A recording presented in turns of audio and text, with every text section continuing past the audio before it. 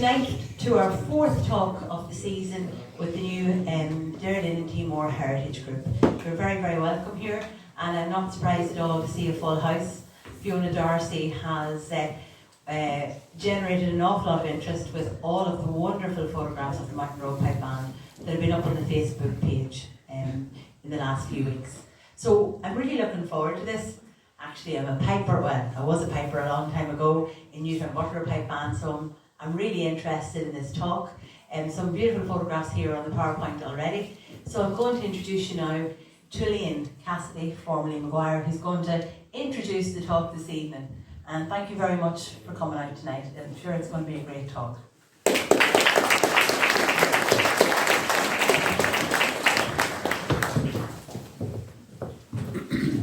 evening, everybody. Can you hear me okay? Yes. We welcome you all here this evening for our presentation about St Mary's Pipe Band, or as we all fondly know it as the Mountain Road Pipe Band. We're delighted to see so many of our past members here tonight, and we also hold in our hearts all our band members who cannot be with us this evening.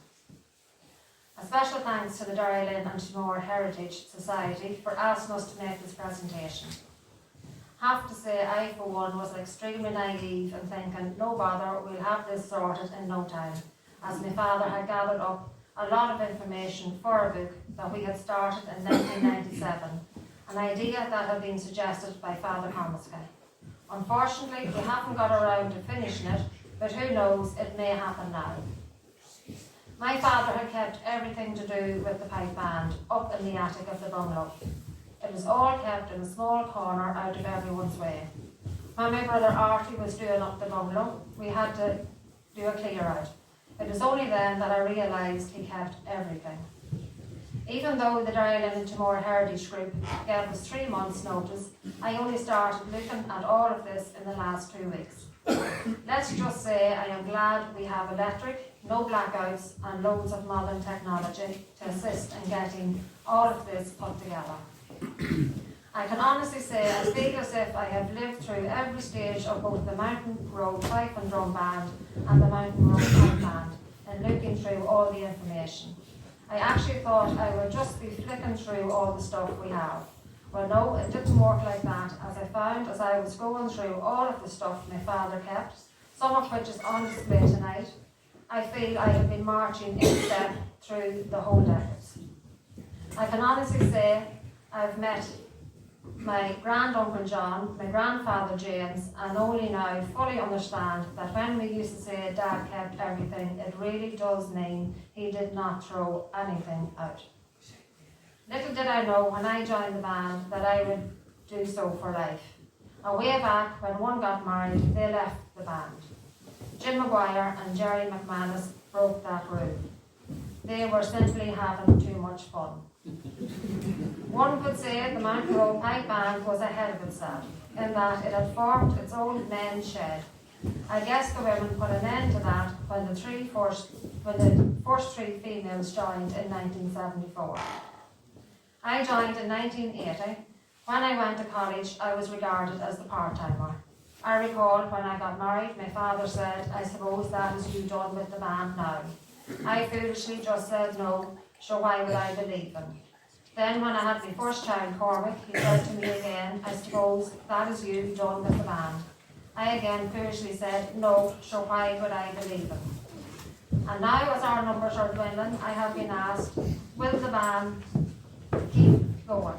My response has always been, as long as we have numbers, we will have a band. So now you can all sit back and I'll hand you over to Aoife, who will make a start on the presentation.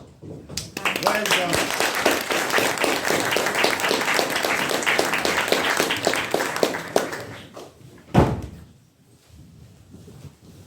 I hope you're all comfy. It's quite a long night.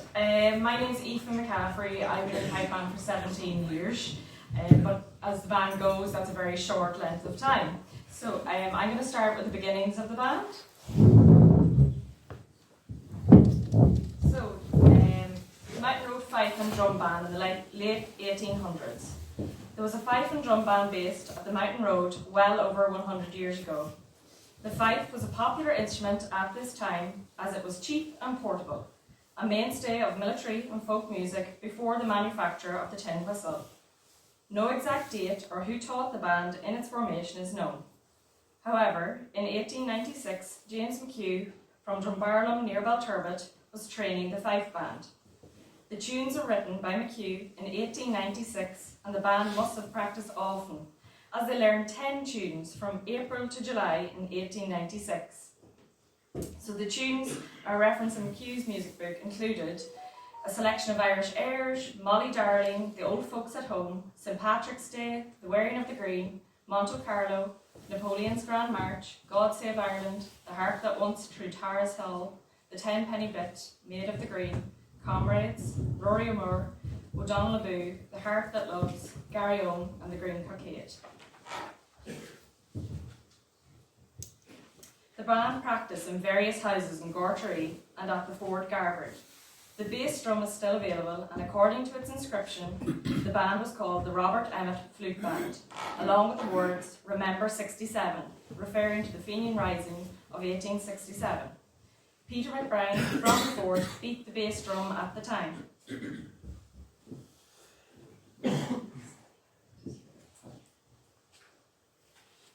All fife and drum bands in those years carried banners in front. A banner belonging to the band still exists. One side has a portrait of Robert Emmet with the words Robert Emmet Flute Band, Knocknilly, and the dates 1998, 03, 67 and 1916 in each corner. The reverse side has a harp and the inscription, We Must Have Our Country Free, Down with Landlordism, and the dates 98, 03, 48 and 67.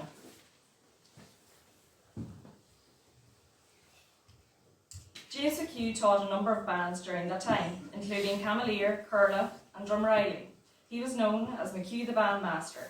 He died in 1926. In the early years, there were up to 40 members in the band. The lineup of the instruments were B-flat and F-flutes, piccolos, kettle drums, bass drums, triangles and cymbals. The band leader carried the staff and the banner was carried in front. The band travelled on foot to all their outings. If the distance was 3 to 4 miles, they played there and back. On longer distances, the members walked and a horse-drawn trap or car carried the drums. It was not unusual for maybe 100 or more supporters to have gathered behind the band as they made their way to rallies, parades, feis and football matches in Derrylane, Enniskillen, Arney, Lisnaskea in County Fermanagh and Ballyconnell, Swanlinbar, Belturbet and Cavan Town in County Cavan.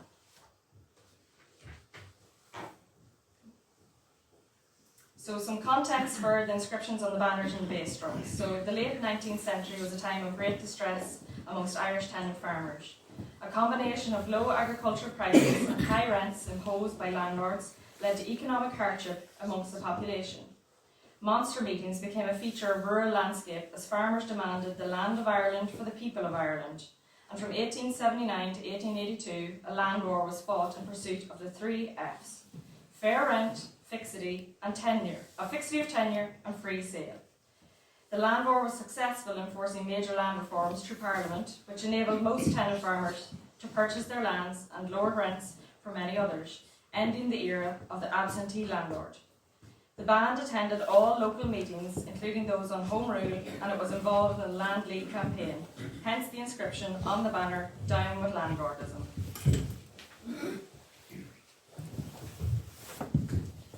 By 1912, McHugh was still the bandmaster and band meetings were held in Terry Curry's barn, Gortune. The band attended many band balls, Home Rule rallies and United Irish League meetings, one of which meetings was held in Newtown Butler. The band would have marched to Derryvore Quay and got boats across the Erin to Crum and then marched on to Newtown Butler. James Maguire, Tommy and James Curry Ahantra were still playing in the band at this time, as well as James Drum, Gortaree, later Cormahan, who beat the big drum for many years. Terry McGovern and Johnny McGovern, Gortahurk and many others now joined the band. Political motivations in Ireland had evolved during the late 1800s into the 1900s, and as the land question had been largely addressed, attention turned to Home Rule. The 1916 Easter Rising was a significant turning point in Irish history as the leaders proclaimed an Irish Republic free from British rule. Throughout this period, the band would have been surrounded by activism and rapid political change. So this is Light Road Hall. It was built in the 1920. It still stands to this day and we still practice in this very hall. Got pictures of Google Maps. The Mountain Road Hall was built in 1920 on land donated by John Drum Gortahurk. He was the drum major of the flute band when it first started. He was a self-educated man who was vet and carried out his practice in the Timor and Ballyconnell area. The Drum family were long residents of the Mountain Road, residing at Gortahurk. John died in September 1923. The hall was built by local Sinn Féin Cumann, which was called the Robert Emmett Sinn Féin Cumann Mountain Road. This inscription was written in Irish on a new banner that was procured in 1918. The hall was opened on the 1st of August 1920. So the Anglo-Celt describes this occasion. There was a large assemblage for this event at Gortary, County Fermanagh on Sunday last, when bands with flags and banners with large contingents attended from the following districts: Camaleer, Carew, Swanlinbar, Connolly, Cormean, Cornelec and Mountain Road, where Ballyconnell provided a large turnout. From reaching the place of meeting, it was found that 4 motor lorries and a motor car had conveyed a detachment of the Cornwalls from Enniskillen, where police were drafted in from Swanlinbar and Connolly. The soldiers carried fixed bayonets with war kit, while the RAC had rifles. Sergeants carried revolvers. Notification was given that if there were an eriocht, speeches could be made on the language movement, but not otherwise. Ballyconnell United Gaels played against Derrylin O'Connell's, when the latter were victorious by 2-0. Short addresses were delivered by Reverend Father Brady, the CC from Timor, Ben Maguire from Glenfarne and Reverend Father McManus from Glenfarne. After the military had departed, the hall was opened and addresses given. Subsequently, a very enjoyable dance was held. So, the heavy military and police presence was due to the Irish War of Independence being waged from 1919 to 1921 between the Irish Republican Army and British security forces. The war led to the partition of Ireland May 1921 under the Government of Ireland Act 1920. The war continued and ultimately led to the Anglo-Ireland Treaty and the proclamation of the Irish Free State in December 1922. The band persisted during this tumultuous time, and in 1927 a number of new members joined. By 1946 it was difficult to retain the members of the flute band. With the end of the Second World War, and as the Irish Free State was officially declared a republic, emigration had begun again in earnest, as there was little work to be had in the border region. There was a feis in Derrylin every summer, and Lisonsky Pipe Band used to play there.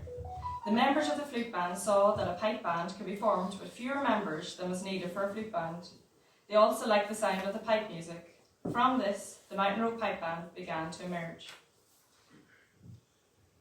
So this is the official list of the last flute band members of 1927, and they had a very large number of players there. So now we're on to the Mountain Road Pipe Band as we know it. This is James Maguire. So James was the son of Arthur and Margaret Maguire, who's one of the 2 sons and 5 daughters. His parents were into music and his father was involved in football. James was associated with music and bands all his life. He learned the flute at a very young age. He taught himself to read music and was able to set out and arrange the different parts of flute music. He devoted all his spare time to music and instructed flute bands over a wide area. He also taught himself the violin. James married Elizabeth Gillese in 1922 and had 2 sons, Jack and Sonny, and a daughter, Mairead. James was happy that his 2 sons carried on musical tradition. James, or Sonny as he was known, in New York, and Jack at home. After James Hughes ceased to tutor the Mountain Road Fife and Drum Band, James began training the Mountain Road Fife and Drum Band in 1918. James contacted a P. Salmon from Limerick, and many letters dated from 1918 to 1946 were written from Salmon to James, instructing him in music and how flute bands should be set up. A selection of these letters are still here, and they're on display tonight. In the late 1920s, he was training a flute band in Tonagee Hall, Curla.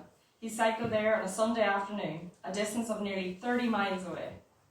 James also trained a band in Sheetram Hall, Auchlamod. Later, he trained bands in Derrylin, Derrynagore and Camaleer. Some of these places had no halls, so instead they used barns or sheds. 40 to 50 people attended these classes, and James taught the music from the beginning. Players were expected to read the sheet music off after a short while. Flute music is of a high pitch and must much is written about the stave. The notes are difficult to sound properly and there are often different octaves. As stated, due to shortage in numbers, the Mountain Road Fife and Drum Band looked at creating a pipe band. James had seen an advertisement in a music book. James sent for a price list. Eventually, the first practice chanters arrived in late 1946. The members bought the practice chanters themselves at £1 each. It is interesting to note the price list states that the wartime restrictions still applied to instruments. James Maguire naturally became the instructor of the new instrument, and he had an accomplice, Jim Drum from Gortmullen, who was also interested in the changeover to a pipe band. Nobody knew anything about bagpipes in the area. The scale of the bagpipe is much less than the flute. The members found their scale easier than the flute scale. However, it took much practice to execute the various grace notes, doublings, and embellishments that were coming. The music classes went well, and a committee was formed to raise money and get other people interested in joining the band. On the 15th of August 1947, James Maguire and the committee travelled to Dundalk to meet up with some of the pipe bands in the region. James bought a set of 2 drum bagpipes from a band in Monaghan, as they were in the process of changing their bagpipes to 3 drum sets. The pipes arrived a few days later, and the pipers came over to James's house to try them out. It took many, many days to get a proper sound out of them.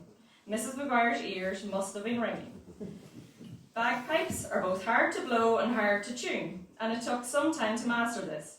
James was also in contact with his cousin, James Doonan from Lissenskee, who was a piper in the Lissenskee pipe band. James obtained a valuable assistance from him about playing and tuning the bagpipes. These pictures are all actual documents that Jack Maguire kept in his house, so the actual original catalogue is still available, and we have it here. There then followed a time of great searching for more pipes. Bagpipes were a scarce item in the 1940s. John James Curry and James Maguire cycled to Red Hills and got the 7:50 a.m. train to Dublin, where they spent 2 days searching around. Whilst there, they heard about pipes for sale in Kilcock. They took a bus and arrived in Kilcock at 7 a.m. Obviously, they had to wait until the shops opened. Unfortunately, there were no purchases made, and they were told to go back to Dublin, where they purchased a second-hand set of pipes and a set of drums for another set of pipes. John James made stocks for the latter in his workshop. Paddy Drum bought his own pipes in Milltown. Another set was bought from Matchett's Belfast at £8. 3 other sets were bought at £3 each near Carrick-on-Shannon. By this stage, there were 8 sets of bagpipes. During this time, Faggy Curry, Joe Riley and Seamus Drum and Sean Murray were busy raising funds by running dances in the Mountain Road Hall. The Derrylin Starlight Band, which was not long formed, played at many dances there. By early 1948, James Maguire, John James Curry, Joe Riley and Seamus Drum cycled to Ballinamore, hoping to purchase some instruments because a pipe band there had gone off the road. They bought the bass drum, which the owner demonstrated how to beat. Seamus Drum stated, "I spun the sticks so hard that I thought I would lose an eye if the strings in the sticks broke." The men were informed about other drums they could purchase. However, when they arrived, they found hen set in the drums. Needless to say, they did not make any purchases. James Maguire, J.J. Curry and Jim Dunn travelled to Belfast on the train from Lissenskee and made contact with many suppliers. They bought 4 new side drums in Matchett's. Even though they were out shopping, money was very scarce.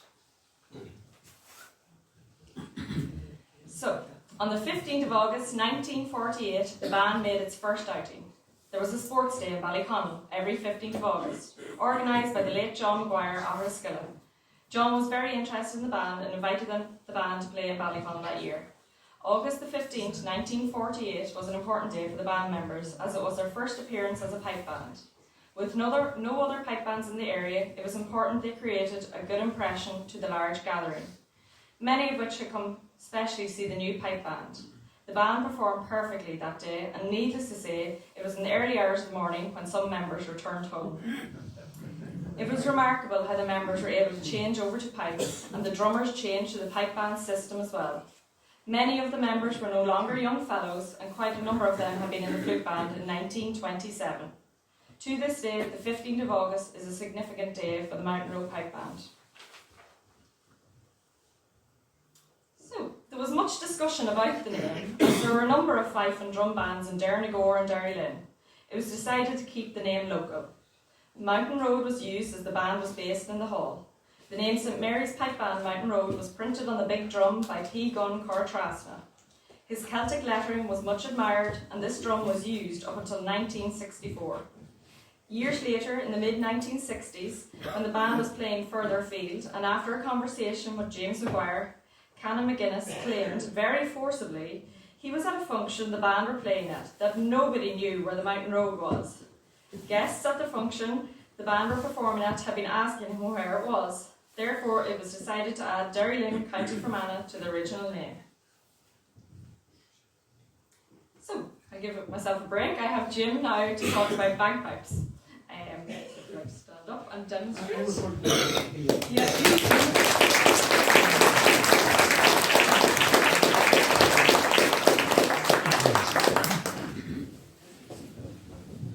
Ladies and gentlemen, can you hear me? Right. I was asked a few days ago to do this, and I realised that how much I had forgotten of what I had already, what I learned since 1967. And I also realised the enormity of what James Maguire and Ian Strand had done to go from the fife to this, you know, total different instrument, different way of doing things. On the pipes you have just 9 notes, and you can't vary your tune by the sound. The sound remains all same way through, so notes follow into each other. You have to create the music through the actual delivery of the finger. So to set up the pace, quite a difficult thing, more so back then than what it would be now. Yeah, because you have actually 4 items in a set of pipes to tune in together. You have 3 drones and a chanter. To call drone reeds for the very reason that they're made from reed or cane, and it's basically all it is that's your cane reed, and that's the cane, the chanter reed, and it's reed vibrating under pressure. So you have to keep your pressure constant and level, and have all 4 on tune to each other to get the sound right. Then you have to get all of the members on the same sound wave. So there's quite a bit involved in doing that. More so back then, because with technology and the ways of doing things, pipes have come a long way. So back in those days you had these cane reeds. Well, they were a real bugger of a thing, because first of all, they dried up. You had a tuning cord on it, but the drone dried up, and you had to load the tuning cord, you had to move it so as to cut down on the consumption of air it would take from you. Then as the day progressed, and there was different blowers, wet blowers, dry blowers, they got moist and they swole up a bit and they stopped, so you had to lower the tuning cord and filter about with it. So that took quite a bit of work and getting used to. Now as we've gone, it has advanced from that. Your chanter reed, the same applies again. It got damp, it got hard to blow, or it got deaf, as we used to call it. It wasn't delivering the right kind of sound. So in fact, that there's no theory. So some of the old boys reckoned if you had a few drinks taken, that your breath, the smell or the thing of your breath, whatever way it interacted with the cane, the sound was actually better. So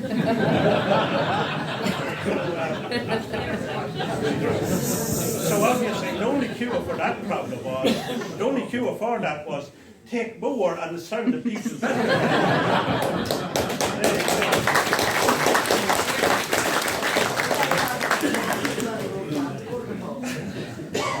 So then the other part of our pipes was the bag, as we call it.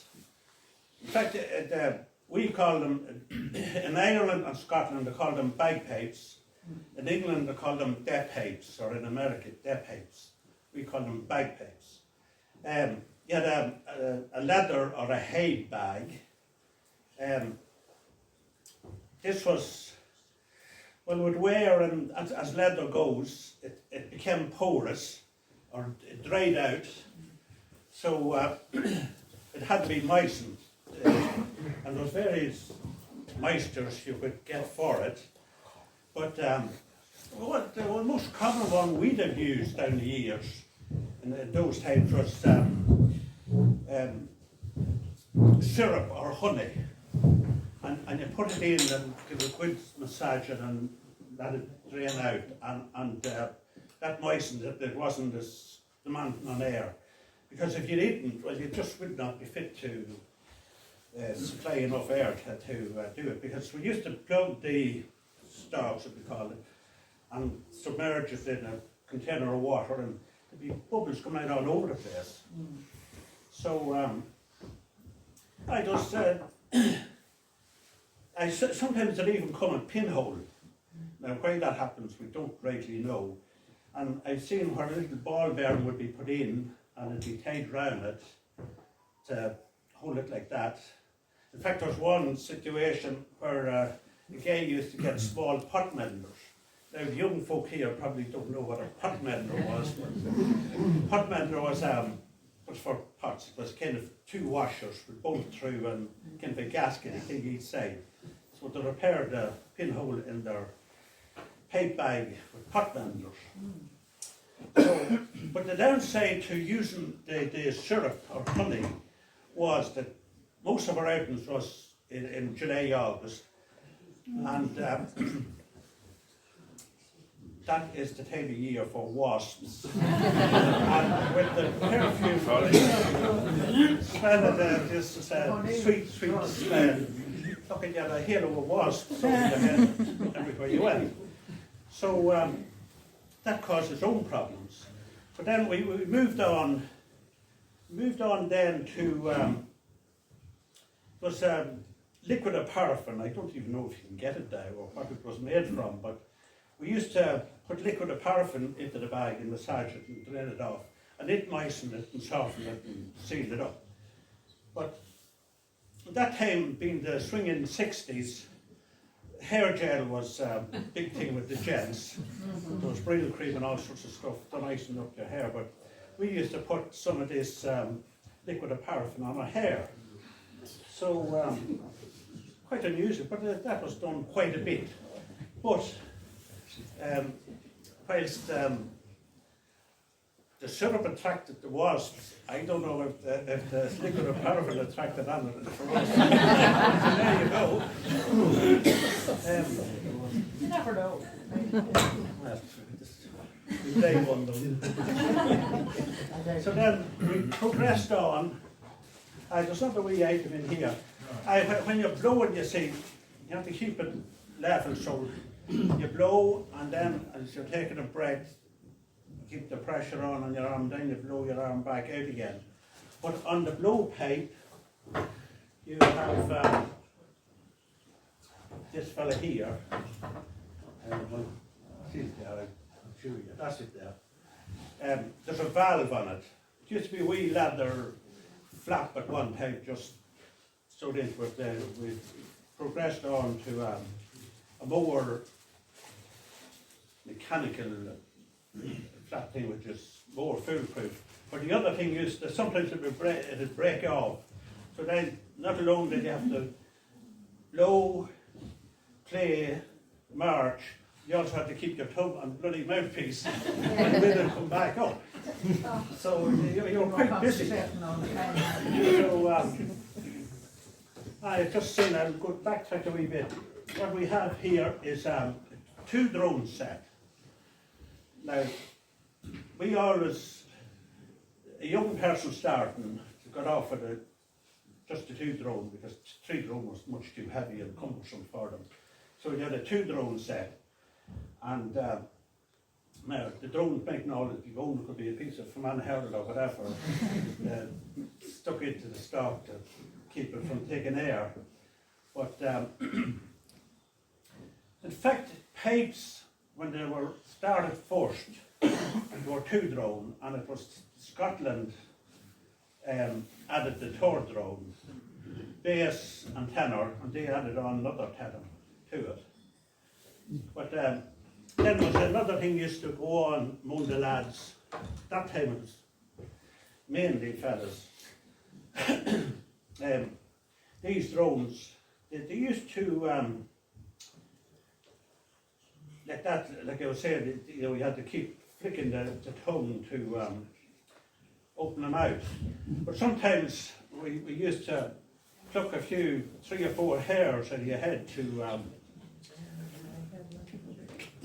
keep it, if it was places sticky closed, you put in a couple of hairs.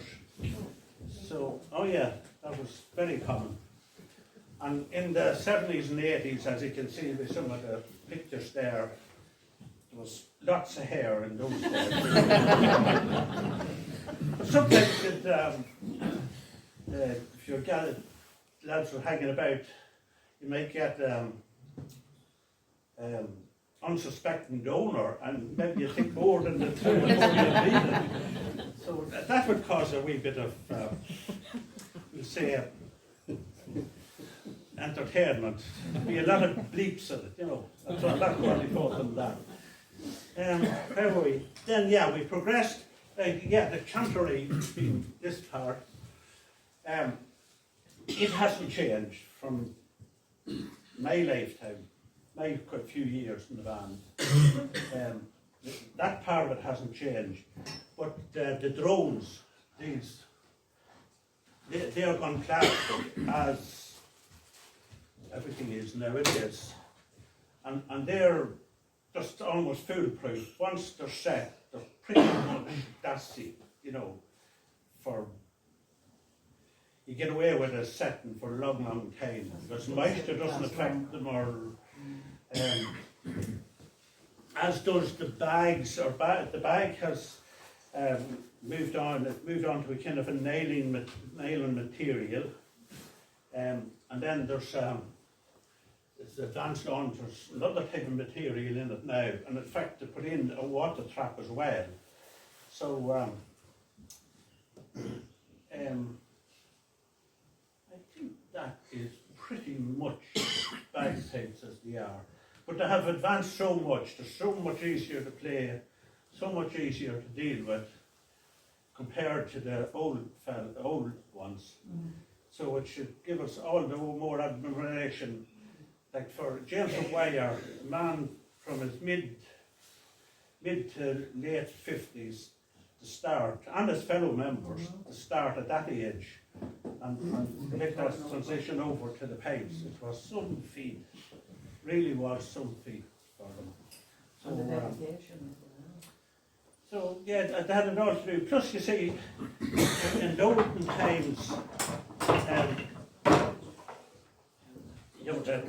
a chanter in particular, different makes a chanter sound different. So, and in their case, like they were buying, as you heard, that they bought some in Dublin and some in Miltown and wherever, and they'd be all different makes of pipes. So there are different chanters, and extremely difficult to tune 2 different makes of chanters to get down to the same sound. So makes it all the more of an achievement for them. So that's it. I thank you for listening.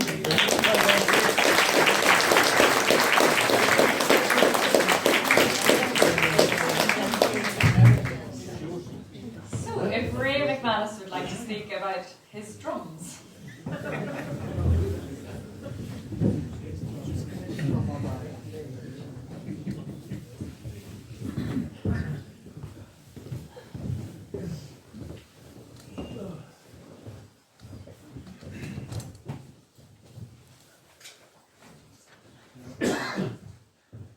what I have to say, people about the drums will not just take as long.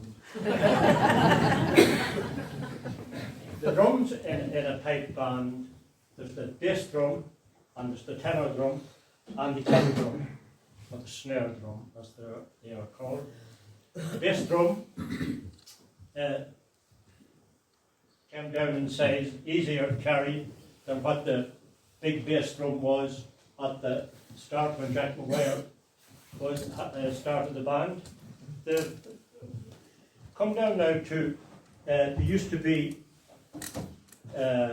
all wood, and now there's a lot of plastic in it, and sound better. The bass drum, I suppose it's keeping the time in the band. The side drummers, something similar. Kettle drums are keeping time with the music, and the way they work, the pipe major shouts for the start of the tune. They start off on the left foot.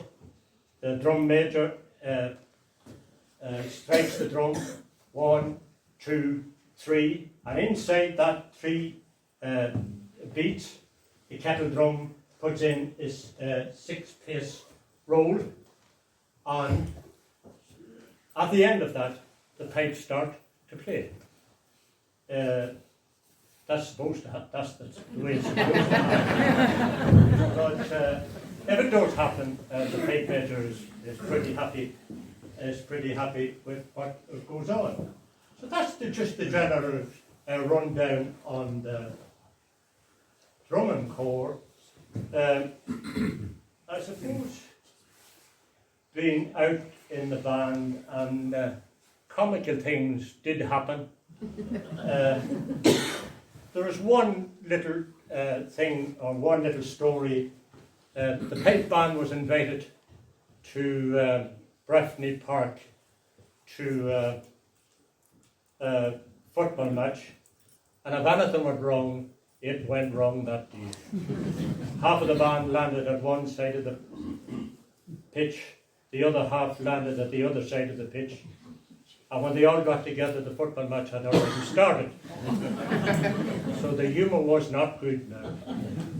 But anyway, everybody got together, and the next thing somebody said, "Where's the harness for the big drum?"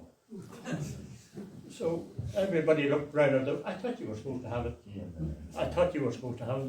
They ended up there was no harness for the big drum. So somebody went to the boot of the car, and out of the boot of the car came a 2.5 cable, electric cable. Now the humour was just getting pretty sharp at this time. But anyway, the coat was taken off the big drummer. The 2.5 cable was strapped around him, and the drum was hung on him. I'm telling you, there wasn't much talk done that.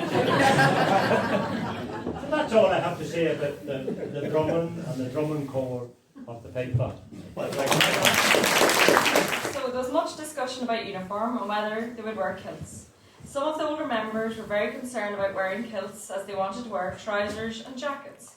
Other members, like Seamus Drum, Paddy Drum and John James Curry, had togged out to play football for many years, and they did not mind wearing the kilts. Eventually it was decided to get a proper uniform.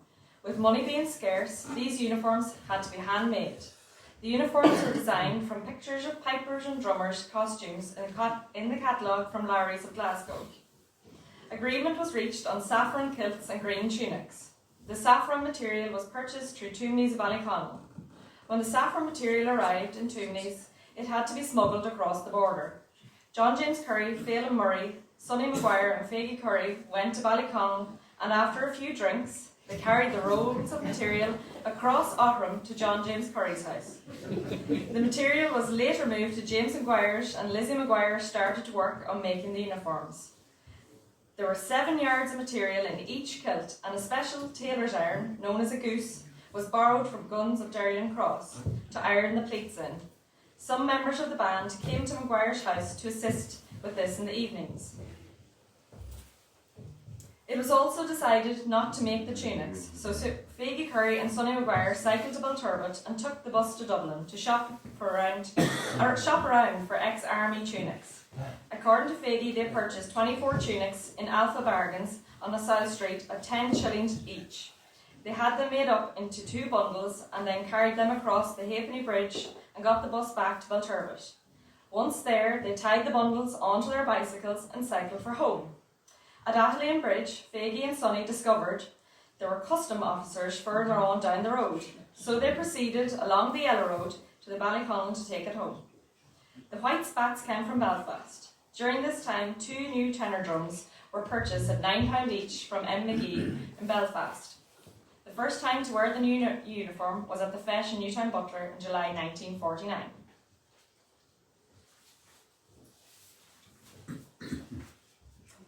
As the uniform was in its 9th year in 1957, the tunics were getting rough. Mrs. Lizzie Maguire had done a lot of work over the years maintaining the uniform, but it was now necessary to change, as many new young people were joining the band. Second-hand navy guarded tunics were purchased, and these were trimmed with green. There was a great deal of work to be done with the new tunics, so they decided to try and have the tunics ready for Cavan Fleadh in Ballyconn on June 23, 1957. Mrs. Lizzie Maguire was called into action with Mrs. Eddie Mulligan and Maguire Taylor's Newtown Gore. About 8 members cycled to Newtown Gore and left their tunics there. It took the tailor longer than expected, and when the members cycled to collect them on the Saturday night before the Fleadh, they were not completed. The buttons were not sewn on, and there were 30 buttons on each tunic. The members had to spend all Saturday night sewing on their buttons. To make matters worse, the pattern of the buttons left them very hard to sew on. There were no girls in the band, and some of the boys were unhandy with the needle and thread. Ultimately, all came right on the day, and the band retained the cup they had won in Killashandra the previous year. So the initial uniform in 1950 had spats, a sash, a flag blade and a tire brooch. In 1960s, they added on the horsehair spurn. In 1974, with new members coming in, extra kilts were needed. Mrs. Lizzie Maguire was called on again and was assisted by Mrs. Eddie Gillies of Gortary. Cavan and Cara Pipe Band had changed their uniform, so Eamon Lynham struck a deal with Paddy Murphy for some jackets and belts. In 1976, it was decided to change the bagpipe covers. Material was purchased and Mrs. Gillies did the making. The kilts have been in continuous use since 1949, 31 years. It was decided to buy similar saffron material and have them made locally. The material was purchased in the spinning wheel in Enniskillen at a cost of £320. The kilts were made by Mrs. Eileen Maguire of Ahantra, Mrs. Betty Gillies of Gortary, and Mrs. W. McCaffrey from Lisnaskea. Some of the members had outgrown their tunics, and 11 new tunics were ordered from Kintail of Loch Lomond, Glasgow, at a cost of £1,000. Along with other uniform accessories replaced, the total cost was £1,500. The new uniform was worn on the 17th of March 1980. And we have Jack Maguire's Pipe Major uniform on display here tonight. The differentiation between the Pipe Major uniform and all the other band members was Jack's was piped with gold trim. So, changing of the uniforms in 1995. So in 1994 there was much discussion about the uniform. Eventually it was decided to change the style of the tunics as the existing ones were due a change. Some of them have been in use since 1968 when bought second hand. Mary Crowe from the SE Musical Stores Belfast was contacted and it was decided to replace all of the uniform. The colours remained the same, green jackets and saffron kilts. In October 1994, Mrs. Crowe came to the Mountfew to obtain measurements. There surely was a mighty turnout that night. The cost was discussed and a deposit of £3,500 was paid. Also, it was decided to purchase extra material so that kilts and jackets could be made locally for younger members. The members were very busy getting the uniform sorted, especially Jerry and Catherine McManus. Some of the items, like the socks, were secured locally. Eventually, the 13th of February arrived and the members made another trip to the Mountfew Hotel to meet Mary Crowe. The uniform was fitted on and with a couple of exceptions, everyone was satisfied. Some alterations were made and the uniform was ready for the 17th of March 1995. The total cost of the new uniforms was £12,500. With the extra material, Mrs. Teresa Gilfeather was busy making kilts and jackets for the younger members. As usual, she done an exceptional job and continues to assist today. The These uniforms, designed and purchased in 1995, are still in use to this day. They're exactly the same age as me. So our current uniform of 2024, which we've on display here, has an emerald green jacket, a saffron kilt, white shirt, white iron knit socks, which were made by Peggy Gunn and Kathleen McKernan, emerald green flashes, a black leather spurn, a kilt belt with a buckle, the black brogue shoes with silver buckles, Glengarry hat with tara brooch, a black crested tie, and the dreaded raincoats. We'd like to thank all the men's wives for getting all these pieces ready for them for every outing. So what you don't see with the current uniform, a t-shirt under the shirt for those Baltic days, a pair of GA shorts under the kilt for all those windy occasions, or when the ladies lift up your kilt. Isn't that right, Sean McGovern? Socks under socks as they itch like hell, and for the men, fake tan, fingerless gloves and sunglasses. So, formation. So the band is usually in a marching formation where the drum major is at the front, there's rows of pipers behind, but the pipe major is in the front right. The bass drummer is in the centre in line with the drum major, and then they're flanked by the tenor drummers. And then the back row is the snare drums, and then we go into ring formation to play specific tunes. So drum major. The drum major requires a good foundation of knowledge of music construction and a keen rhythmical sense. They required a bold, firm voice to have the ability and authority to give instructions and commands to the band, and the ability to march properly and smartly, and to perform basic drill movements. Through various signals and voice commands, the drum major provides instructions regarding direction while on parade, and also when the band should stop playing and change formation. There's a difference to the uniform for the drum major. They carry the mace to define the drill movements and signal commands, they have a feather busby and white gloves. Our current drum major is Johnny Maguire, and our previous drum majors were Eamon Lynham and Fergie Donohoe. So pipe major. So the pipe major is the musical director and the guiding leader of the band as a whole, and is responsible for the overall direction, performance quality and commitment of the band. The pipe major establishes the band's musical repertoire and decides which events the band will or will not participate in. So Elaine Maguire is our present and first female pipe major. Historical pipe majors include Jerry McManus, Jack Maguire and James Maguire, the founder.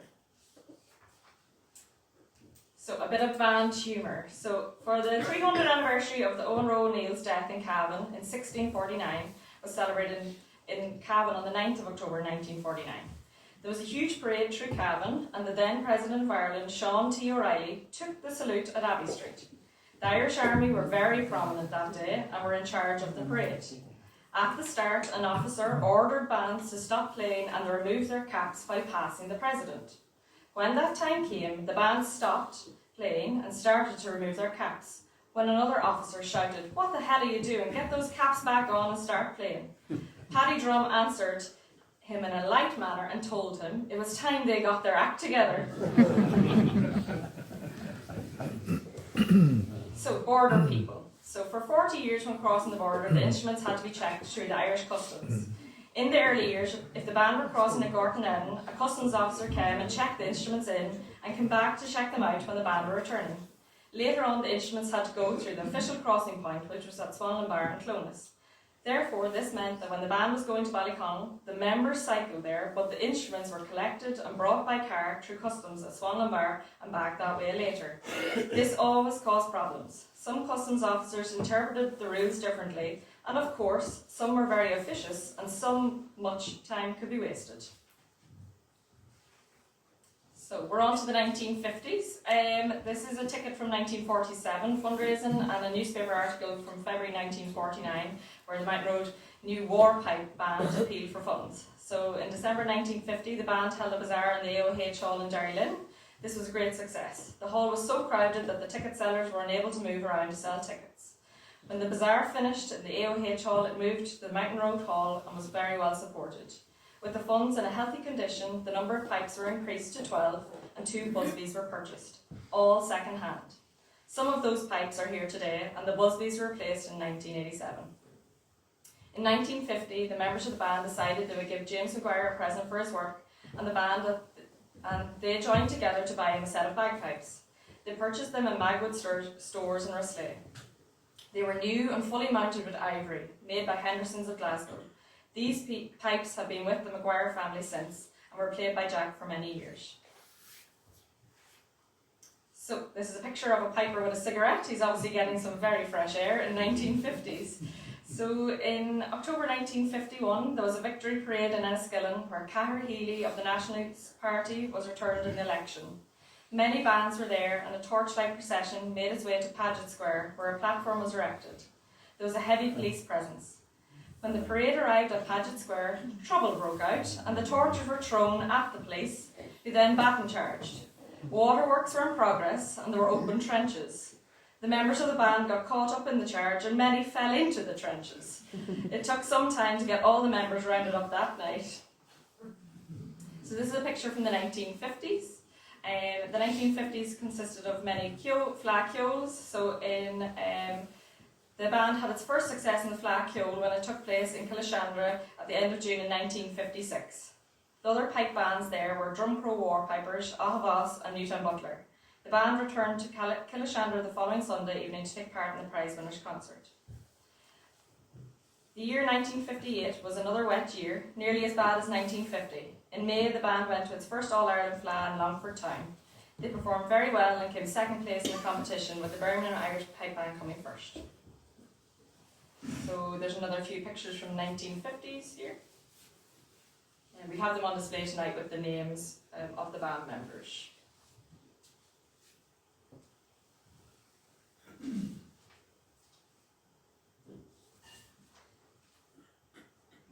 So, 1960s was the decade of silverware. So the band was very fortunate to compete in the All-Ireland Fleadh Kyol. In June 1960 in Boyle, Jack Maguire won the first individual piping. In June 1963 in Mullingar, the Mount Road Pipe Band came first. And in May 1964 in Clones, the Mount Road Pipe Band came second. The Ulster Fleadh Kyol in 1961, the pipe band came second. And the County Leitrim Fleadh Kyol in 61 and 64, the band came first place. And the Monaghan Fleadh Kyol in 1963, the band also came first place. And in 1964, the County Cavan Fleadh Kyol band came second place. Not bad for a few people from the Mountain Road. So the All-Ireland Fleadh Kyol in Mullingar in 1963. So the All-Ireland Fleadh Kyol was held in Mullingar, and the members were very keen to go there. Eamon Murray was especially anxious the band should travel. As there were a number of new members in the band, practice was stepped up to twice a week. At that time, Mullingar was considered far away, and when the invitation for the Fleadh arrived, the organisers in Mullingar were written to for more than the usual £5 grant. Mullingar agreed to give £7. Sean Lynham offered his bus for the occasion, and his brother Eamon, a member of the band at this time, drove it. June 2nd, 1963 was a glorious day. The band left early and attended 8:30am Mass in Swanlin Bar. They then headed for Mullingar. They arrived at the appointed place around 11:30am and ate their packed lunch. After this, they started to tune up. The members of the band enjoyed the Fleadh, and when the competition was over, there was plenty of excitement and music. Mullingar was the first of the rougher type of Fleadh for marching bands. There was a huge crowd and not much control over it. The streets were thronged with people, and the parade had to push its way through. It was an experience for the younger members. The parade eventually reached the local Cusack Park. The Mountain Road performed remarkably well and came first. The members were delighted. Such a big feat for the Mountain Road men. It was the case of the third time lucky, as it was the third time for the Mountain Road to compete in the All-Ireland Fleadh. This is a picture of a newspaper article from around that time of the winning band. This is also another picture of the band from that era. So Corla Sports Day in June 1963. On the 23rd of June, the venue was Corla to a sports day. Eamon Lynham loaned his car, a Volkswagen, to another member of the band, while he drove his brother Sean's car. The band were ready to move off, but the 4 members in Eamon's car had not arrived. Eventually, they arrived. Eamon's first words were, "Oh Jesus, look what they did to my new car." It transpired halfway around the bend, they crossed the hedge. The car somersaulted a number of times before ending on its roof. Luckily, nobody was hurt, and they were able to right the car on its wheels and drive out of the field and head on to Curla. Tom McBride remembers making it halfway around the bend in the road. En route home, some of the members stopped in Fionn's pub and didn't leave until a few tunes were played. The whacks of the big drum knocked the dust off the shelves. So 1970s.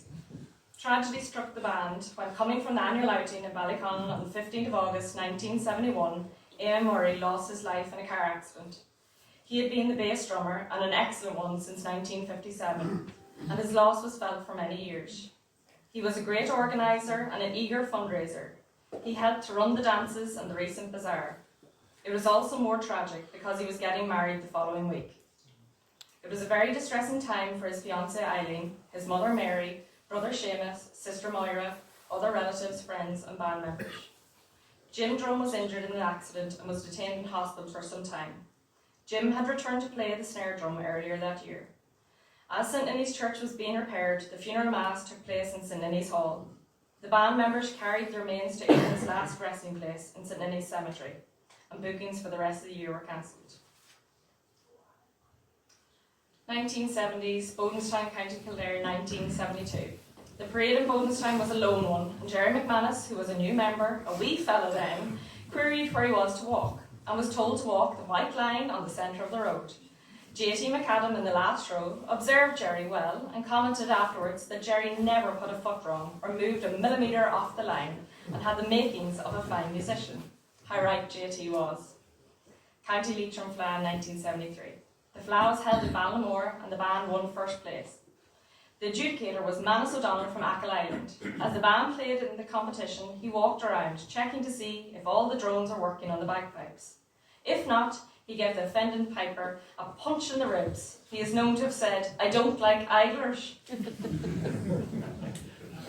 Here come the girls, so 1970s. So later in 1973, the first girls came to join the music class.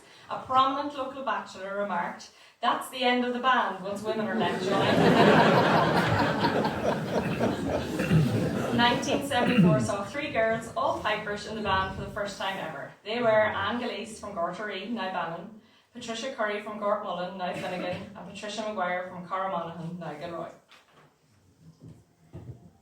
This is a lovely picture of John Tom McAdam, Jerry McManus, Tom Maguire, and Eamon Lang. So, 1980s. So on the 8th of January 1980, an article appeared in the Evening Press under the heading "Country and Western Music," written by Cormac McConnell, the Pipers from Over the Mountains. I know a pipe band which proudly carries the magnificent name of the Mountain Road Pipe Band. I have seen them, in my time, march down that very western mountain road. Pipes skirling, drums rattling, every man's marching knee in tune with every other marching man's knee. And it was, and is, the finest sight to be seen, and the finest kind of country music. But a good pipe band in a country setting, like the Mountain Road Pipers of Timor, Cullen Park in 1983, and the open Derrylin O'Connell's Park in 1983, and the opening of the Patrick McManus Park in Connolly in 1984. And here's some more pictures from the 1980s. So, the 1980s was the retirement of J.T. McAdam. J.T. McAdam retired after 37 years of continuous and splendid service.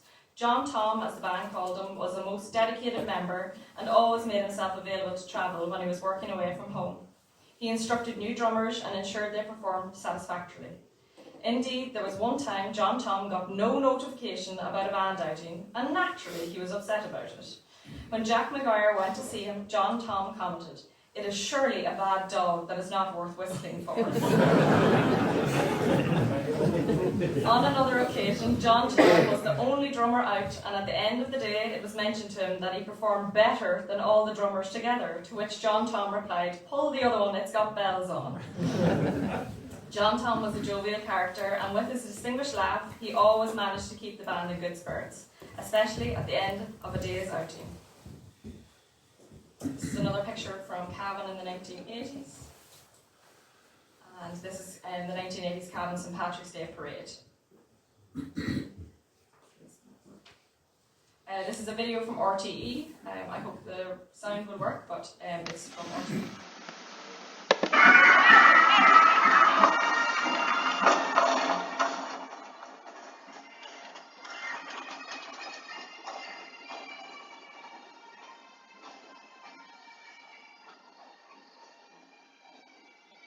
Among those on the reviewing stand was Minister for Tourism John Wilson, whose task will be to move visitors to this country to offset the recent So disasters. the 1990s. So Peter Quinn was the president of the GAA from 1990 to 1993. In 1990, Peter Quinn was elected president of the GAA. This was a great honour for both Timor Shamrocks and Fermanagh GAA. Jerry McManus received word that Peter was elected and celebrations were planned for Timor Hall that evening. A great effort was made to get the band out for the celebrations. Following this, another parade was held in Enniskillen on the 6th of May 1990. Every club in the county was represented in the parade. Indeed, the procession proudly led by the Mountain Road Pipe Band. And then in 1991 in June, the Timor Shamrocks opened their new football pitch for the Pipe Band played. So 1992 brought about a new pipe major, Jerry McManus. He relieved Jack Maguire, who was pipe major for 35 years. Pipe major is a very highly challenging job, and after a lot of thought and consideration, Jerry was appointed the task. So this is a picture from Ballinamore in June 1994. And then this is Clonus in March in 1995. This is Dublin in April 1999. And another picture from Dublin in 1999. This is a picture of the Slieve Russell in the 1990s. And we now have some videos from Connolly Festival in July 1998.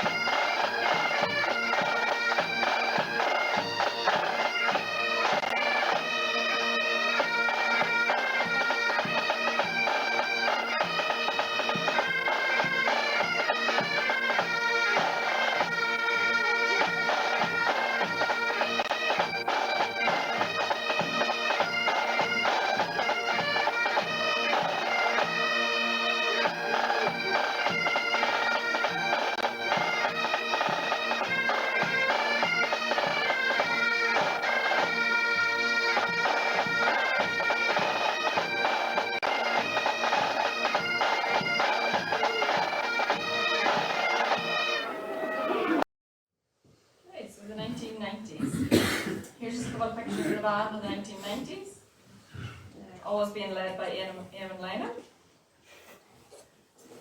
This is a story about Taoiseach Charles Haughey's visit to the Slieve Russell Hotel in 1992. So pipers are often required at the Slieve Russell Hotel to play at various functions, for example bringing in the new year, weddings and other special occasions. Jerry McManus usually done this. John Burke or Jack Maguire would deputise if Jerry was unavailable. One such occasion was the 7th of February 1992.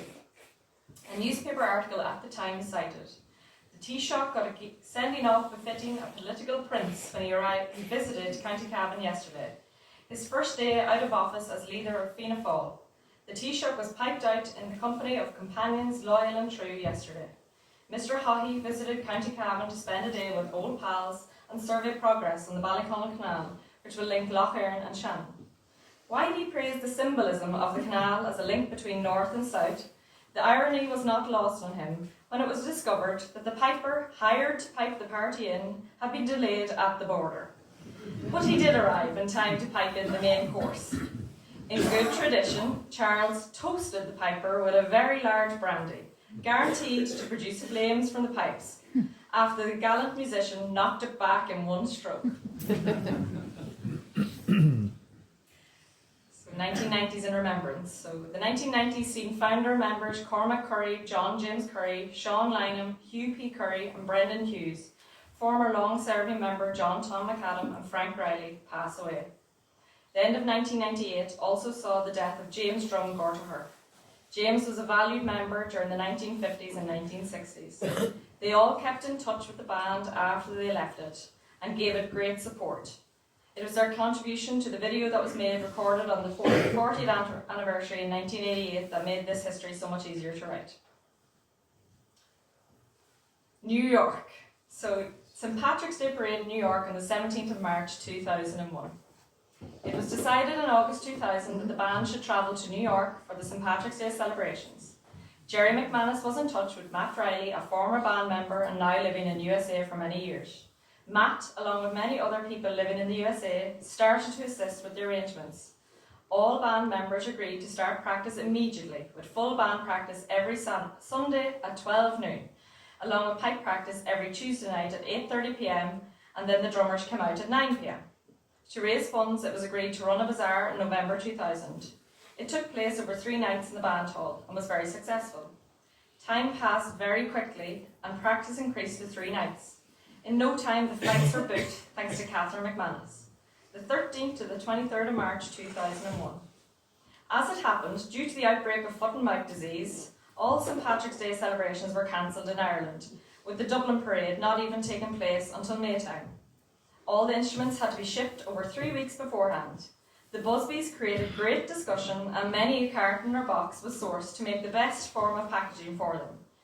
Eamon Lynham and Ray McManus, the proud owners of the Busbys, were known to say, "Well, to hell with the Busbys." 42 people in total, 26 of whom were band members. When they got the length of the border, they all had to get on and off the bus to dip their feet as the foot and mouth was in rage. Sean McGovern videoed the whole trip from beginning to end. The flight was a little delayed taking off as the flight attendants had to sort out the tickets with the surname Maguire. What added to the confuse was their first names were different to their passport names. The band started early on the 17th of March and went to West 48th Street to join the parade at 2 p.m. There were numerous other bands in the parade. The weather was nice and warm. It was an unbelievable experience taking part and playing in the parade along 5th Avenue. The streets were lined with people, a fantastic sight. When the end point was reached, the members cheered, got their photograph taken and hopped on the bus to go for refreshments.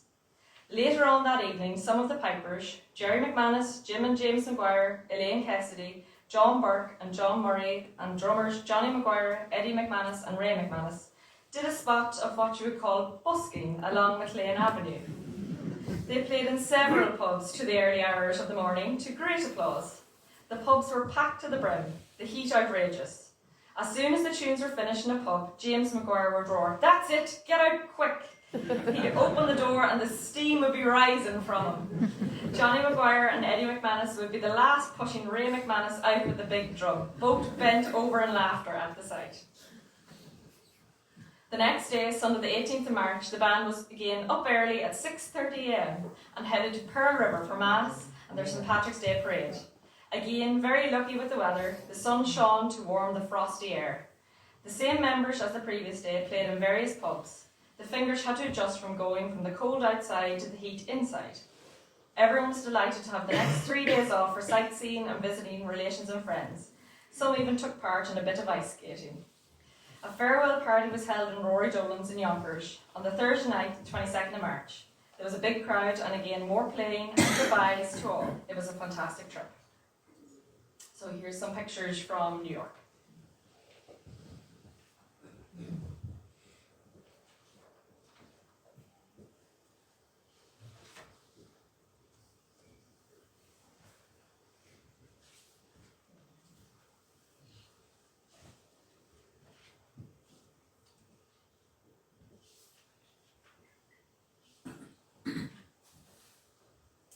Here's a front page from the Journal News where the pipe band made front page news and a beautiful picture of Jerry and his band.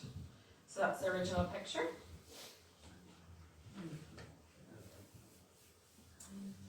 This is the Pearl River Trophy being presented to Jerry and Jack.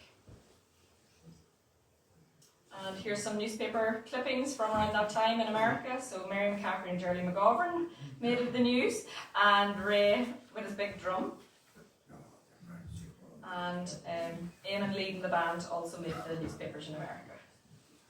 Here's a beautiful picture from the band, taken by the Journal News photographer. And then these are just some more pictures of the band having some refreshments. So this is Eamon.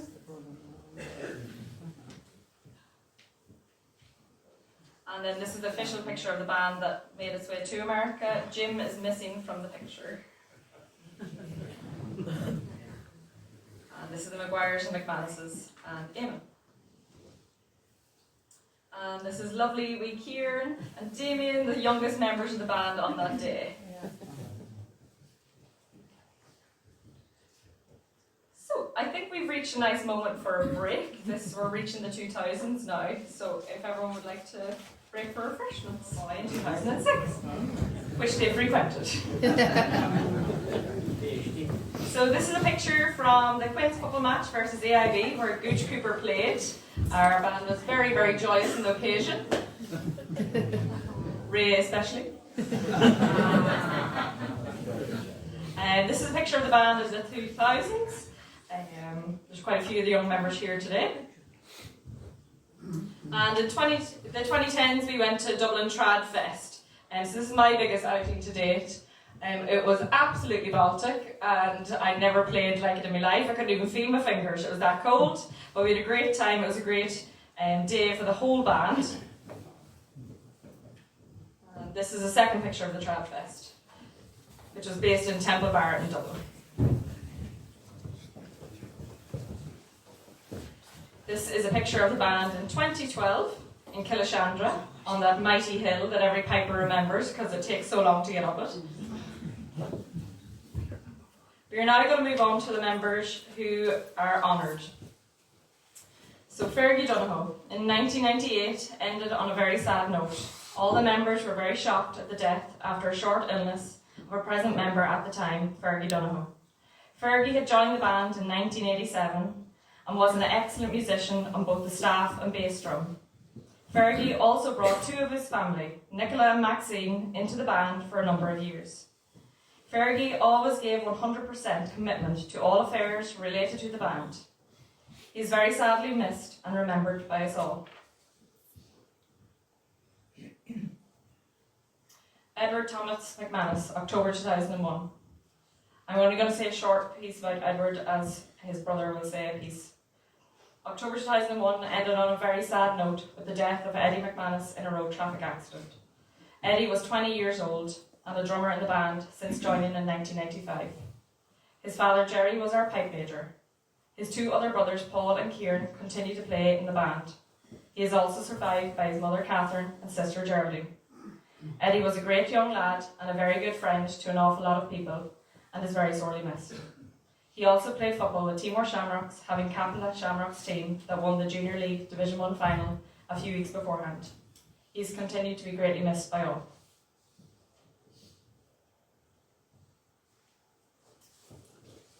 So Elaine is going to say a wee piece just about Tom McBride.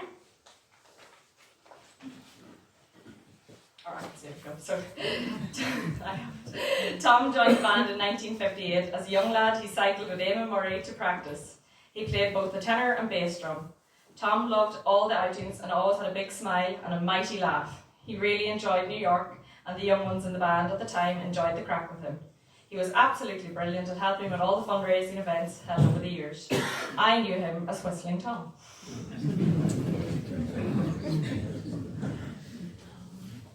So, John Burke. John was a proud member of our band. He always had a smile on his face and worked away quietly. He loved playing the pipes. He joined the band in 1957. He walked to the band hall with his father about 2 miles each way. Later, 2 of his brothers, Brendan and Gabriel, joined, and they would have played the bagpipes on the way to practice and on the way home from it. John loved all the outings and took part in every opportunity to play. Over the years, he instructed 8 of his nephews and nieces to play the bagpipes.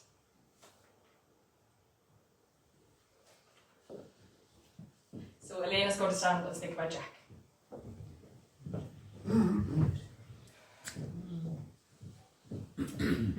From an early age, Jack discovered that music was important in his household.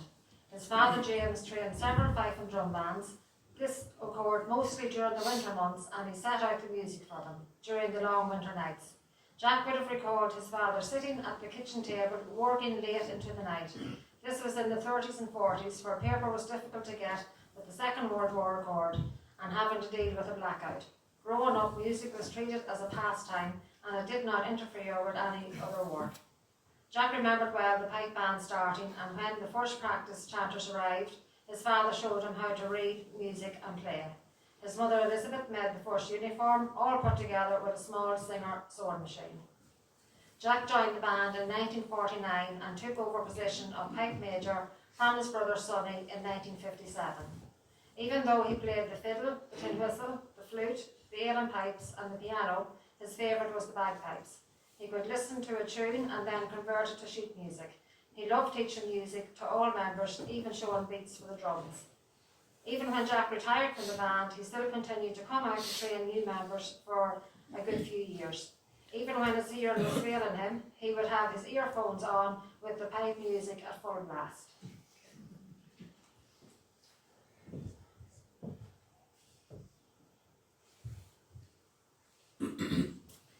Eamon Lynham. Eamon joined the band in 1963. He was undecided as to what he would do in the band. However, when he landed into the band hall, he was handed the staff and became the drum major for approximately 52 years. Eamon's very first outing was to the All-Ireland Fleadh in 1963 to Mullingar. He was delighted to come first and was there for the celebrations. He enjoyed the outings, the bus trips and having the crack with the lads.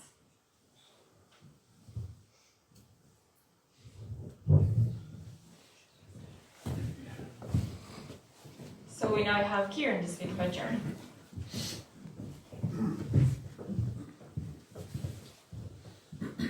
My dad, Jerry, joined his brothers Peter and Ray in the band in 1972.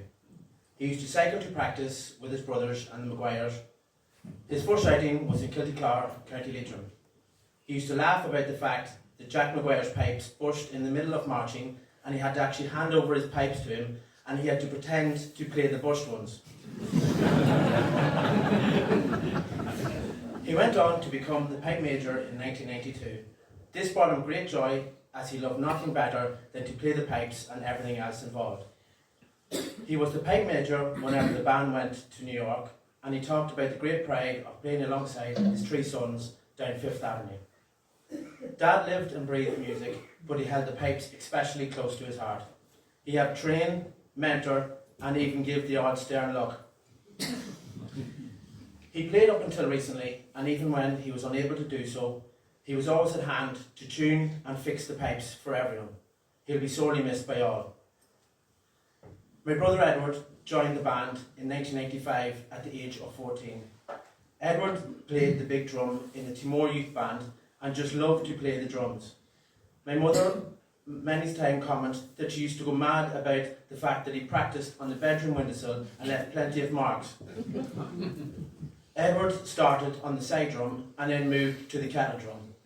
Edward enjoyed the crack and camaraderie in the band, but he especially enjoyed playing alongside his brother and cousin, Brother Paul and cousin Martin, on the back row. Edward sadly passed away in October 2001 when he was still a member, and he left a huge hole not only in our family but in the pipe band.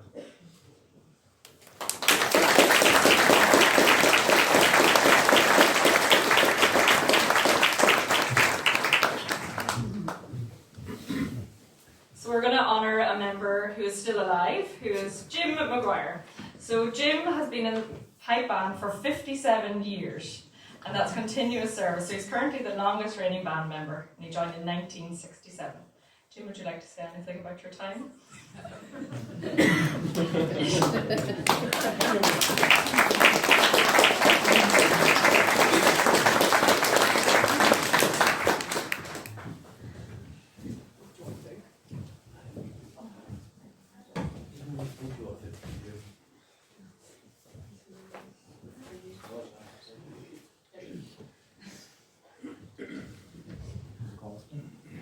You have to listen to me again. Hasn't, I suppose, after all those years and everything I said about the heart we got with these youths, but I suppose my one of the proudest days was doing New York, of course. And of course, my claim to fame is that I played on Croke Park. I've never kicked the ball in my life. It's things like that is memories. And then of course the party, which hasn't been mentioned on the way home from, and that was actually the centenary of the pioneers. So you can imagine.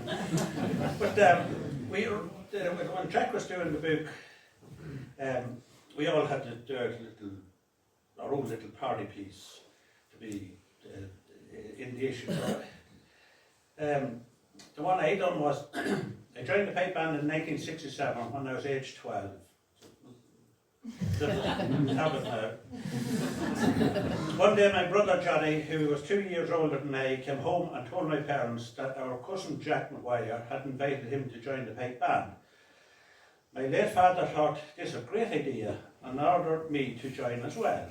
Up until then I had not thought of the band, though it was less than 2 miles from the band hall. So Johnny and I cycled to Jack's house. He took us the rest of the way to the band hall in his car. There were not many cars in the area in the late 60s. I even remember the registration number of the car, 7362AL. The band, at that time, had a fierce memory for numbers and interesting numbers.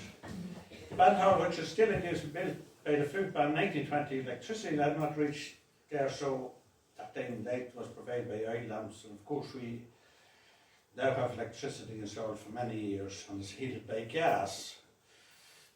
We got the bagpipes, we made carrier bags from old materials and carried those on our back so that we could ride our bicycles to band practice.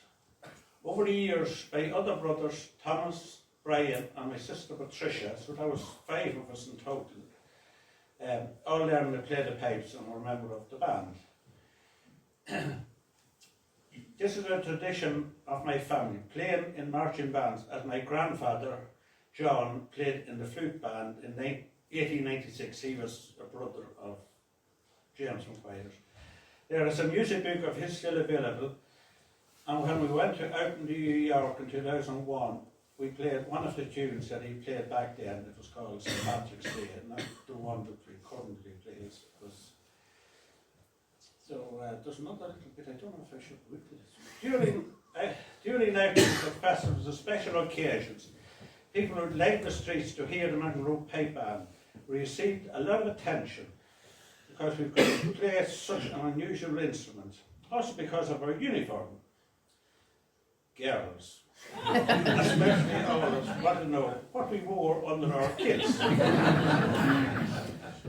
The female attention did not go unwanted as we grew older. When I got my first car, a Ford Anglia, I I started to drive to the band outings.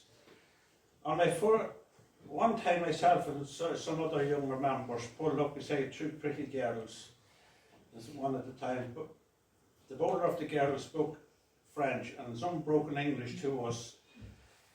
The other one was giggling and acting up, so we didn't put much us off, and we chatted away thinking we were going to get some.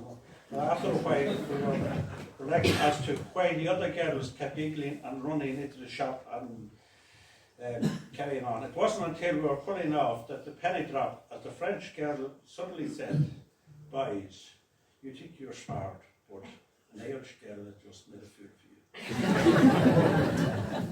Since those days, I've married Koch, my wife, have two sons, Seamus and Damien, and a daughter, Katrina. Damien has carried on the family tradition by joining the band at the age of 11 years as a piper. Katrina, she joined the youth band in Timor. I've been very lucky that Koch has been so supportive of all my interests in the band at outings. Or another way would often see organised feeding, clothing and transport. And we have to say that there were tremendous support only for them. Ladies.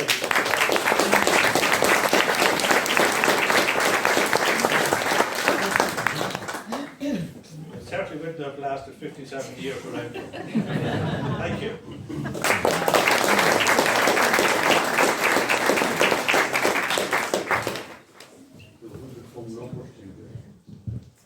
So we're going to take this moment to remember both deceased and retired members of the band. Elaine will play a lament on the bagpipes.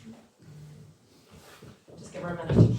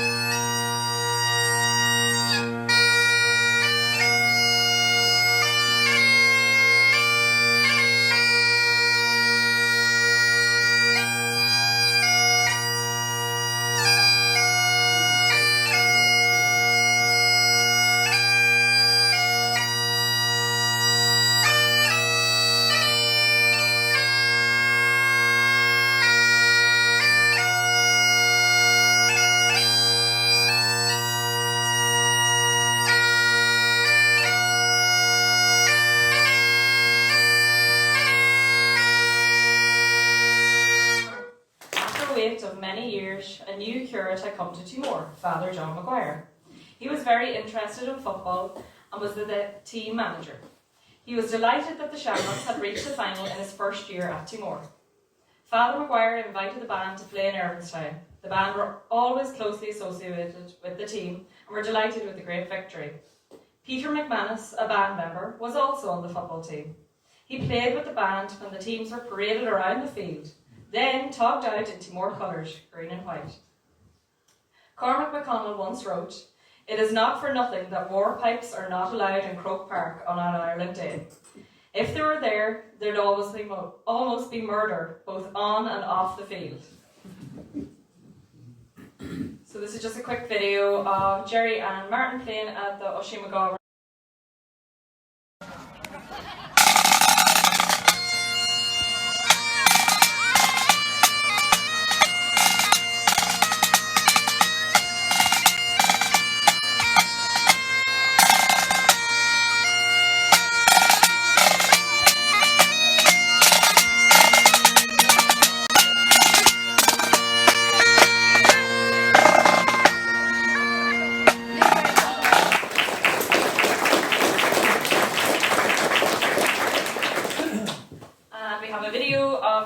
Piping in September 2002 for Timor Shamrocks, which was recorded by John Gillese, thankfully.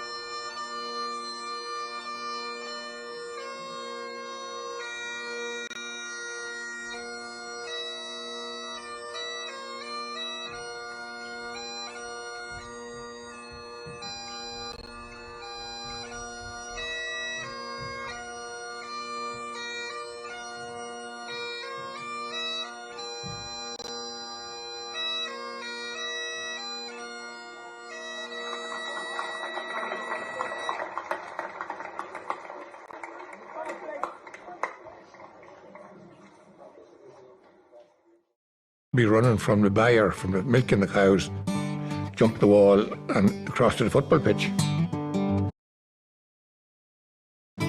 Timor hadn't won a senior championship for 30 odd years, and we won the senior championship in 1969.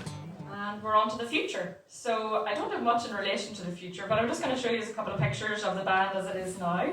I myself am a member. So these are some of the McManuses and Sean. That's our lovely Shawnee and Johnny. And St Patrick's Day in 2022. And the usual Bawn outing. Just more pictures. And then this is the future, and James Angley is still there. So that is everything I have to say. If there is anyone else that would like to stand up and speak about the band, they can, but that is the end of my presentation. I know that Sean wants to say a few words, but before that I just wish to say a thank you. So we, the band members, wish to take this opportunity to thank the Derrylin Timor Heritage Society for inviting us to tell our story of the Mountain Road Pipe Band. We also wish to thank all of the past members that have come here tonight, as well as all of you who have supported us throughout the years. Well, actually supported us from 1947. And I would please ask if all past members would stay behind for a photograph, because I think this is a great opportunity to get a photograph of all past members. So I'd really, really appreciate it if anyone who was in the band, present and past, please stay behind for a photograph.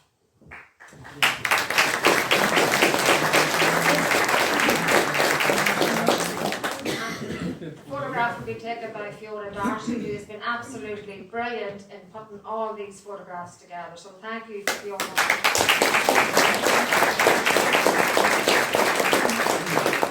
She has given us this opportunity to gather all the photographs, so it is great to have them all in the one place. So thank you very much for that. I really have to thank Aoife here, Aoife McCaffrey. She's done an absolute blinder. Really, really good. She really got us moving and got us to the finish line. She kept the ball rolling the whole way through and just kept at us to get all this done. Thanks goes to Sean McGovern as well for helping out with gathering up all the cups and presentation items you see here tonight. At our band practice this night last week, we are under a bit of pressure because we're getting ready for St Patrick's Day, and as usual we leave it to the last minute. So we were under pressure, but we had a great thing going last week at practice this night last week. We had Johnny Maguire, Paul McManus, Sean Cassidy and Sean McGovern cleaning and shining up all the trophies you see here tonight. The challenge was to have all done by the time we had played our selection of tunes. It was difficult to concentrate at times, as when you would look over at them, they were going at high speed. So as the present band major, just getting used to the title, I wish to thank all band members in our band today. They are keeping our band going and are very keen to be involved in it. And if there's anyone that's interested in rejoining or thinking of taking it up, please be in touch. There's a little blank sheet here for anybody to sign up. Thank you. I'd surely like to thank Aoife for the amazing amount of work she has done on getting these presentations ready with the help of Fiona.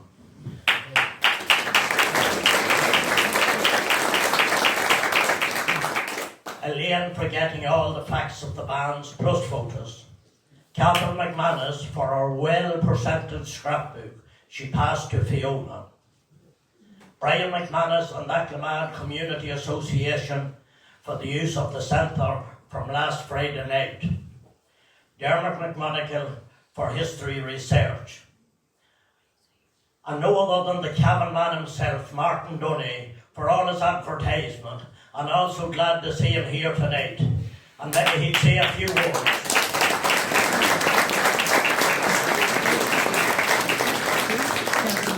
All those who shared on Facebook, the John Paul group and the ladies for the refreshments. And last but not least, Christine doing a fantastic job as always. I think we have Barney Murphy here now, and I think he has a song about the Mountain Road Pipe Band. And I would really love if Barney would come and sing it. I know he'd rather go down there, but if he comes up here on the back of the hall, he'll hear it too.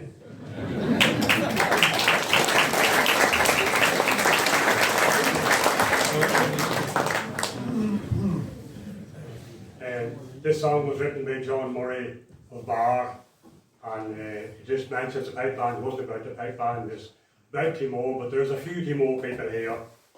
Might appreciate it. I'm not using microphones, hear me down there, you know. Fond memories bring me back again to those days that are long gone by. With comrades of my childhood days, sure I roamed in peace and joy. In Gowrie school we learned the rule and played around the door. Our days were filled with merriment on the green hills of Timor. Now the old band hall was the best of all, where I spent many's a night. Listening to the piper's band, sure it was my heart's delight. But now those days are past and gone, for me they are all o'er. But my heart's with you, brave comrades true, on the green hills of Timor. Now in the month of May I sailed away to the city of New York. I had plenty of friends to meet me there, and soon sure I got work. But my heart I left behind me, and my mind it grieved full sore. For the gentle folk far, far away on the green hills of Timor. Now in dreams I see you Gartery, and likewise Umbra's Braes. Gartmullen to my heart with you, where I spent my boyhood days. Around a Horham top with dog and gun, and down by Tunny Moor. You could view the lovely Erin from the green hills of Timor. Now many's the day has passed away since I left Ireland, but with God's help I'll soon return to my own dear native land. And if fate would only prosper me, I'd go back to Loch Erin shores. There I'll live and die, 'neath an Irish sky, on the green hills of Timor.